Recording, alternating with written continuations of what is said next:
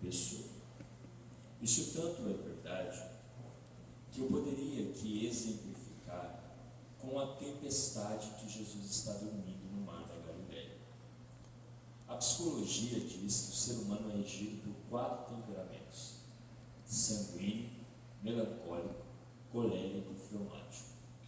E que o temperamento mais volúvel em situações de pressão é o sanguíneo. E naquele barco, Pedro, Tiago, João, André, Felipe, Mateus, Tomé, Tiago, filho de Alfeu, Simão Zelotes, Judas Tadeu, Judas Iscariotes. Dos 12, o mais sanguíneo era Simão Pedro.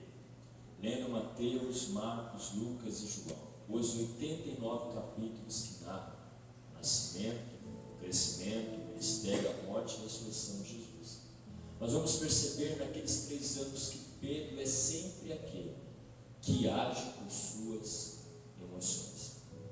E quando aquela tempestade invadiu o mar da Galileia, que os 12 estão colocando água para fora e a água entrando, a água para fora e a água entrando, chegou uma hora que eles não viram mais perspectiva de permanecerem vivos, e Jesus estava dormindo na polpa do barco. A Bíblia diz que no meio daquele turbilhão de água, de vento e de emoções, os 12 foram acordar a Jesus. Eu gostaria que você que está aí prestando atenção nessa simples palavra, mas que visa abençoar a sua vida, imaginasse Jesus dormindo e os 12 indo até ele dizendo: Senhor, Senhor, o Senhor não se dá que a gente pereça? A Bíblia diz que Jesus levantou, foi até a polpa do barco e disse: vento, acalma, mar, aquieta-te. O vento acalmou, o mar aquietou. Mas sabe o que ficou preso dentro do interior de Pedro? Foi o fato de Jesus ter acalmado o vento, ter aquietado o mar, sim, mas a maneira com que ele fez isso.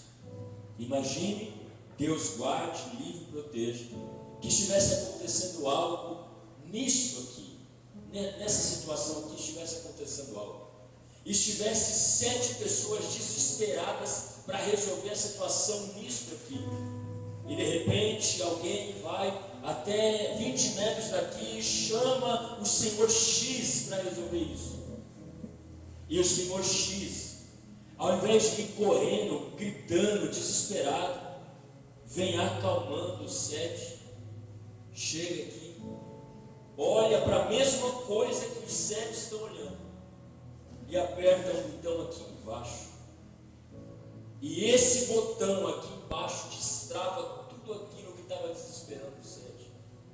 Não foi somente apertar o botão, não foi somente acalmar a tempestade, foi a maneira com que ele fez isso. Ele não permitiu que a tempestade que estava fora entrasse dentro dele, ele não se desesperou, ele não permitiu que aquilo que acontecesse em torno entrasse para dentro dele.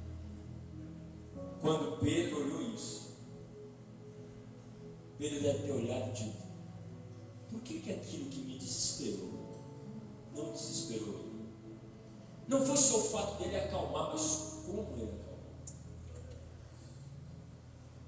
A primeira área que Deus quer tratar na sua vida, quando você quiser caminhar pertinho dele, é como as situações te afetam.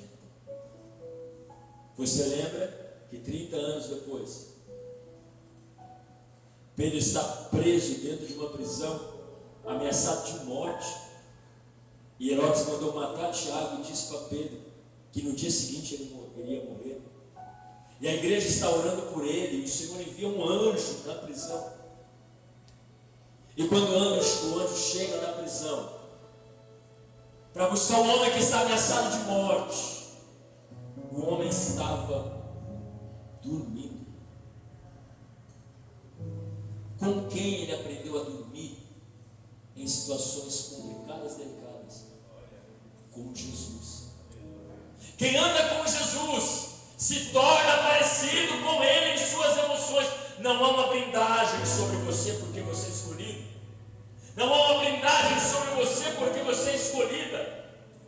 Você passará por adversidades, assim como todos os 7 milhões de seres humanos. Na América do Sul, Central, no Norte, na Ásia, na Europa, na África, na Oceania. A diferença entre quem caminha e quem não caminha é que 1000 cairão ao teu lado, 10.000 à tua direita, mas você não será atingido nem aqui e nem aqui. Deus está fazendo uma cirurgia no seu emocional nessa noite. E Ele está dizendo que tem coisas que não vão mais te abalar, porque quem caminha com Deus não é abalado. Você pode levantar a sua mão e dizer glória a Deus. A primeira coisa que eu preciso lhe dizer é essa: quem caminha com Deus tem uma estrutura emocional maior. Não é qualquer coisa que o abala. Se você é uma pessoa com muito respeito, empatia e carinho à sua alma e amor a ela, se você é uma pessoa que se abala com facilidade, redobre a oração, jejum, a madrugada, a busca. O abalo emocional fácil mostra um distanciamento daquele que prometeu esse refúgio e fortaleza. Segundo ponto, redobre sua atenção. Deus é glorificado em situações extremas. Deus é glorificado em situações extremas. Vou lhe dar alguns exemplos. Você lembra que Deus pediu para Abraão sacrificar Isaac? E Abraão obedeceu. Você se lembra, baseado em Gênesis 22, quando foi que Deus falou para Abraão que não precisava mais sacrificar Isaac? Moisés escreve dizendo que foi quando Abraão levantou o instrumento para matar Isaac. Deus não falou para Abraão no meio do caminho para Moriá: não precisa ir. Deus não falou para Abraão quando ele estava subindo o monte que não precisava ir. Deus não falou para Abraão que não precisava matar Isaac quando ele estava amarrando Isaac. Foi no último momento, foi quando a mão levantou, antes de descer. Deus falou: não precisa descer a mão, porque agora sei que tu temes Deus. Os judeus do primeiro século, guerreiro e guerreira, acreditavam que a alma de uma pessoa ficava em torno dela 3 dias depois que ela falecesse. Se uma pessoa falecesse hoje, na sexta-feira, os judeus do primeiro século acreditavam que no sábado, no domingo e na segunda, a alma dessa pessoa que permanecia perto dela só ia embora na terça. Em João capítulo de número 11, a Bíblia diz que Lázaro morreu. E mesmo antes disso, quando ele estava enfermo, suas irmãs disseram a ele, ao mensageiro: vai chamar Jesus e peça para ele vir correndo, porque essa enfermidade é mortal. Jesus poderia ter vindo no primeiro dia, Jesus poderia ter vindo no segundo dia, Jesus poderia ter vindo no terceiro dia, mas ele foi no quarto.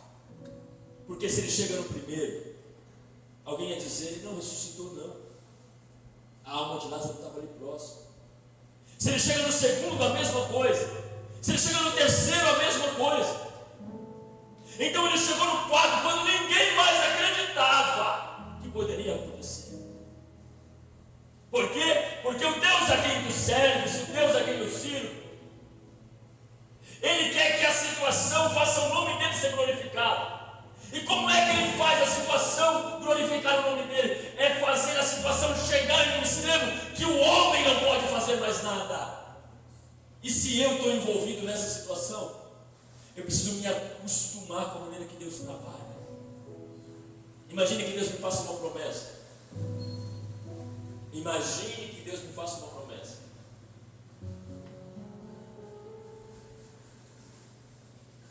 E quando Deus me fizer a promessa, tudo que eu vou viver depois de receber a promessa será contrário àquilo que Deus falou. Porque se acontecer de uma maneira favorável, você lembra do que está escrito em Juízes 7? Quando 32 mil pessoas se alistaram para a guerra com Gideão. Você lembra o que Deus disse a Gideão acerca das 32 mil? Deus falou: eu não posso permitir que os 32 mil vão à guerra. Porque se eles vencerem, vão dizer que foi o braço deles quem venceu a guerra. Deus é o Deus de situações extremas. Porque Ele quer que quando o milagre aconteça na tua vida, e o milagre aconteça na minha vida, as pessoas ao olharem digam: foi Deus. Mas como Ele fará isso? Quando a medicina disser que não tem mais jeito,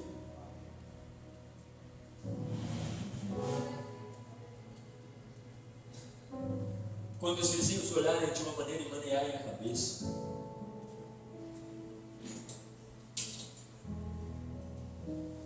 a Bíblia diz em Ezequiel 37 que estavam secos, espalhados e eram muitos. E a situação era tão difícil que até o profeta disse: o Senhor sabe se o Senhor pode viver, porque na minha perspectiva, não. Primeiro ponto que eu preciso lhe falar é que o seu emocional precisa estar preparado.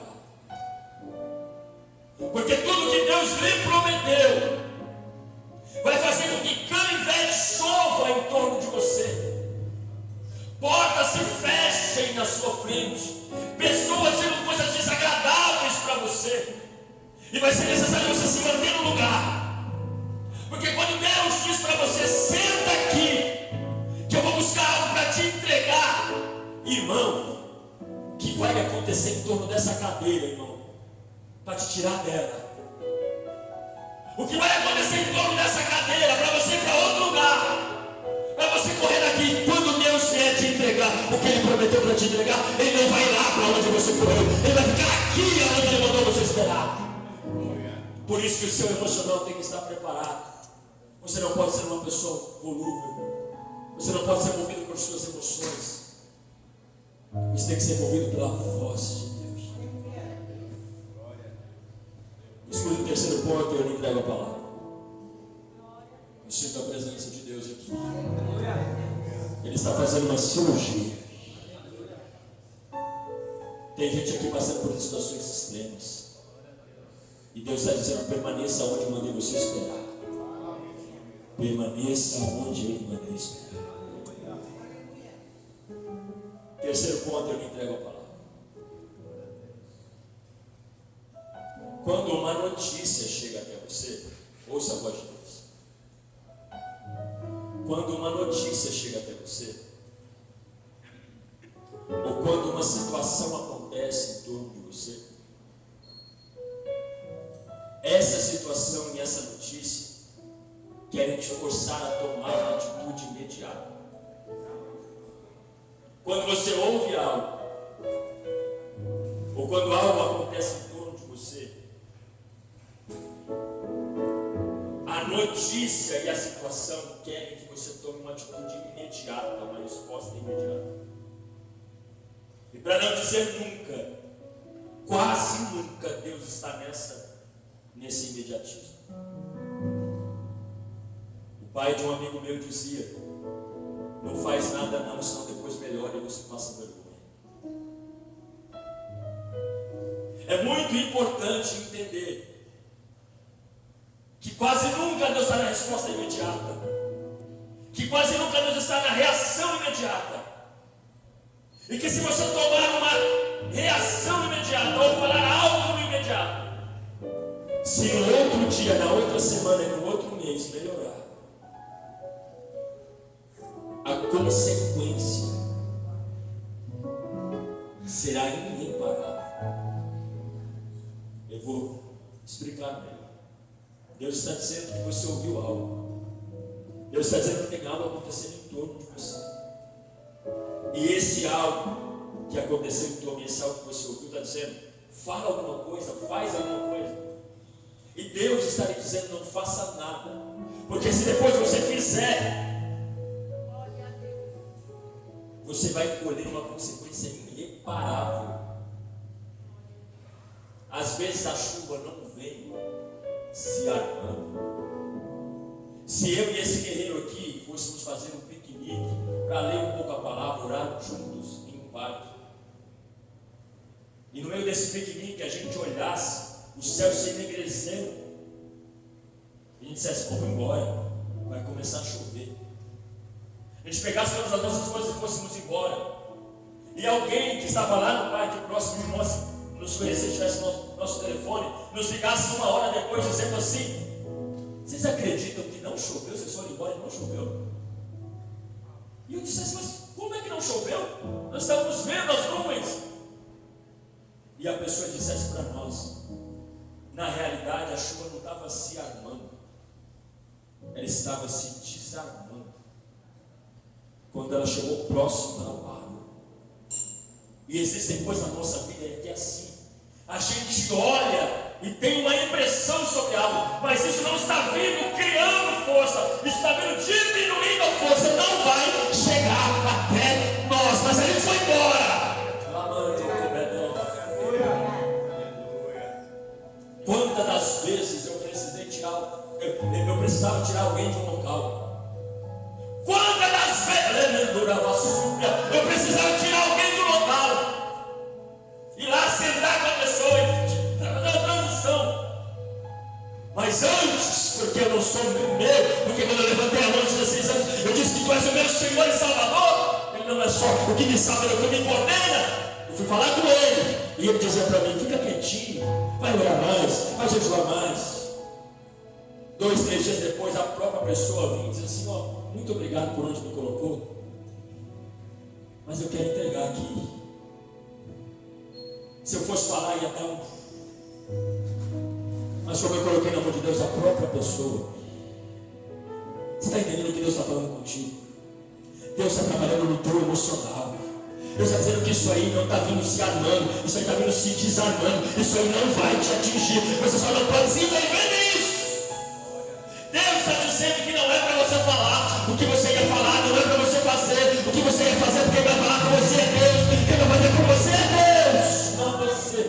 Se você fazer isso aí que você ia fazer, isso vai ter uma consequência irreparável, que lá na frente você vai olhar de um ângulo diferente que você está olhando hoje e vai dizer, por que é que eu fiz isso? Se você ficar no seu cantinho quietinho, Deus vai agir na última hora. Olha o texto que nós lemos. Tem uma cidade curada, o povo da cidade está com fome, eles estão comendo excremento de pomba e cabeça de jumento. Tem pessoas morrendo dentro da cidade. E uma mulher chega na outra e diz, tem uma proposta para te fazer. Vamos matar o teu filho hoje, fazer um ensopado dele, e amanhã a gente mata o meu e faz um ensopado. O que eu acabei de dizer? Que quando a gente está vivendo algo, ou houve algo, uma reação imediata no nosso emocional diz, faz alguma coisa. Ela está tão pressionada pela situação, ela está sendo tão direcionada por suas emoções. Sabe o que ela fez? Ela aceitou a proposta. Ela fez um cozinhado, um canibalismo. Ela fez um cozinhado com o filho dela, comeu o filho dela. No outro dia ela foi procurar o filho da mulher. A mulher escondeu o filho. E ela foi falar com o rei, essa mulher aqui me enganou. Tratamos o filho dela e tratamos o meu filho como foi tratar o filho dela, ela escondeu. O rei disse, eu vou matar o Eliseu, o profeta, pela situação que está acontecendo aqui. Quando o rei chegou, estou encurtando, quando o rei chegou na casa do Eliseu matar não, meu irmão. Amanhã, o texto que nós lemos, quase a essa hora, diz Deus, vai ter comida para todo mundo dessa cidade, na porta. O capitão, que estava lá no rei, disse assim, mas nem que Deus abrir nada no céu, eu vejo a possibilidade disso acontecer. 4 leprosos estavam na cidade de refúgio, longe da cidade, e eles resolveram ir em direção à cidade. Deus, o nosso Deus, Jeová Sabaote, Senhor dos exércitos, das estrelas dos anjos de Israel, fez que quando os 4 leprosos estavam se direcionando para Samaria, Deus fez com que o exército que estava cercando a cidade ouvisse o som de um gigantesco exército, e eles presumiram, ouvisse presunção, sem conferir, que um grande exército estava vindo defender Samaria. Sabe o que eles fizeram? Deixaram o ouro, prata, comida, cabana, vestes, foram embora. Os 4 leprosos chegaram, viram tudo aquilo, uma filantropia judaica, cristã. Quando você tem, se você está caminhando com Deus e tem 2, você vai ter um, você vai aprender a dividir. O cristianismo você divide para depois multiplicar. Eles resolveram gritar na cidade, que era muita coisa para eles. Fularam e disseram para o pessoal, comida! Quando o portão se abriu, todo mundo estava com fome, triste, cabisbaixo, angustiado, depressivo, ansioso. A porta da alegria se abriu para eles. Mas só uma pessoa saiu triste. Quem? A mulher. Porque se ela tivesse esperado 2 dias, ela tinha saído com o filho. Mas sempre que uma situação vai se resolver, primeiro ela se afunila. E é na hora desse afunilamento que você vai querer fazer algo, falar algo. Mas Deus está dizendo que dentro de 2 dias Ele tem algo para fazer na tua vida que vai alegrar o teu coração. É só você ficar em silêncio. Deus te levou ao extremo. Deus te levou ao extremo dessa situação. A atitude dela foi irreparável. Melhorou, mas quando ela saiu e viu toda a comida, ela disse: se eu tivesse aguardado 2 dias, eu estava com meu filho, mas agora é irreparável. Deus vai chegar no último momento. Ele só me trouxe aqui para lhe dizer: não faz nada e não fala nada. Deixa eu fazer e eu falar. Me pede força para continuar, mas não faz nada. Porque quem vai fazer sou eu, porque eu te prometi, e a minha palavra não volta mais sempre. Se coloque de pé.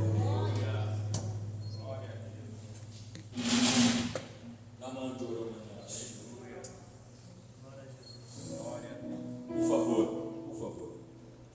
preste o máximo de atenção que eu vou dizer. Por favor, preste o máximo de atenção que eu vou dizer. Deus acabou de lhe dizer que está treinando o seu emocional. Deus acabou de lhe dizer que não é para você ser uma pessoa coordenada por suas emoções. Deus acabou de lhe dizer que quando Ele escolhe alguém, Ele leva essa pessoa a extremos para que o nome dele seja glorificado. E Deus acabou de me dizer que se você fazer algo, falar algo, você estará tirando da mão dele o que você colocou e colocando nas tuas. Deus acabou de me dizer que ele vai chegar no último momento e o nome dele será glorificado. Redobre a atenção, eu vou lhe dizer. Redobre a atenção. Eu tenho um amigo chamado Rogério, hoje um grande advogado. Rogério caminha com Deus desde a eternidade. E o que aconteceu com ele vai edificar a sua vida, e nós vamos terminar esse sermão com isso. Rogério, antes do direito, tinha uma empresa, um guerreiro, um batalhão. E o pai dele, na época, nós estamos falando de 30 anos atrás, o pai, para ajudar o filho, colocou a casa da família como fiadora da empresa. A casa da família como fiadora. Deus tinha prometido a Rogério: eu vou te honrar, eu vou te erguer, eu vou te abençoar, Senhor, na tua vida. Mas eu acabei de lhe dizer que quando Deus faz promessa a alguém, antes de subir, vai descer bastante. Antes de você chegar no trono do Egito, você vai para dentro de uma cisterna. Esse é o caminho de Deus. Para baixo da deposição. Não tinha como, o produto era bom. Ele tinha uma rede de contatos maravilhosa. Mas a empresa começou a decair. E entrou em falência. Chegou o papel na casa da família que a casa ia ser solicitada. O pai não era cristão e começou a dizer a Rogério: e o seu Deus, Rogério? Seu Deus vai tomar a nossa casa? E o seu Deus, Rogério? Passei a vida toda construindo essa casa. Aonde está ele? Rogério passou um ano dentro de um grande processo judicial. Em um dia, em um culto como esse, Deus usou uma pessoa e disse a Rogério: tranquilize o teu coração. Chegarei no último minuto e mostrarei ao teu pai e a você que sou Deus em sua vida. As audiências foram acontecendo. A última audiência, não tinha o dinheiro, irmão. Não tinha o dinheiro. Rogério não negou a fé. Rogério me disse: não vou mais para a igreja, não quero mais Deus. Última audiência, 11 horas da manhã. Rogério chegou em meados de 9h40 no fórum. Parou. O pai, a mãe, ele. O pai disse as mesmas palavras desagradáveis. A mãe chorando. Entrou a mãe, o pai e o Rogério ficou no carro. Extremo. 10h20, 40 minutos antes da última audiência que ia levar a casa. Dentro de um carro, com o volante banhado de lágrimas, o telefone tocou. Na hora que o Rogério olhou, enxugou as lágrimas e disse: ô guerreiro, tudo bem? Bom dia. Do outro lado, o rapaz: ô Rogério, tudo bem? Quanto tempo que a gente não se fala? Querido, eu estou precisando que você faça um trabalho para mim, lá com os produtos que o senhor me vende. O Rogério disse: eu não estou fazendo por esse tempo, fizemos uma parada. O papai disse: não tenho pressa não. Eu trabalho em outros ramos, mas eu quero investir nisso aí. Faz o seguinte: você me entrega daqui a alguns meses. E o dinheiro eu já coloquei aí na tua conta, já enviei. Depois você acerta o material comigo. O Rogério falou: tudo bem. Na hora que o Rogério desligou o telefone e olhou na conta, tinha R$45.000. O valor que era necessário para começar a metade. Deus falou que ia chegar no último momento. E 40 minutos antes Deus chegou. Ele chamou o porteiro. Disse: por favor, tem como chamar meu pai lá. Abre o seu pai. E lá dentro da audiência, quando bateu uma dor na causa, o advogado de defesa disse: nós temos o dinheiro. E o pai, o Rogério, hoje é servo de Deus, a mãe é serva de Deus, a família é serva de Deus. Porque Deus usou essa situação para mostrar que Ele é o Deus dos extremos. Deus me trouxe aqui para lhe dizer: te fiz uma promessa. Essa promessa não te dá imunidade de pressões, ao contrário, te leva a elas. Não deixe as suas emoções te dominarem. Permanece em silêncio, orando, clamando, e deixa Deus ser Deus na tua vida. Porque Lázaro vai ressuscitar, Isaac não vai morrer, e o vale de ossos secos vai se colocar de pé na tua vida, em nome do Senhor. Eu quero convidar todos vocês todos, vocês sem exceção de ninguém, a virem aqui na frente para nos orar.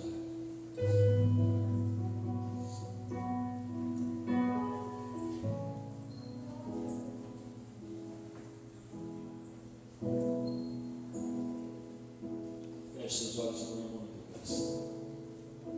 Só não converse, só com Deus assim.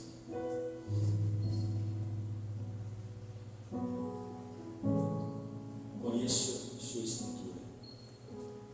Sei qual é o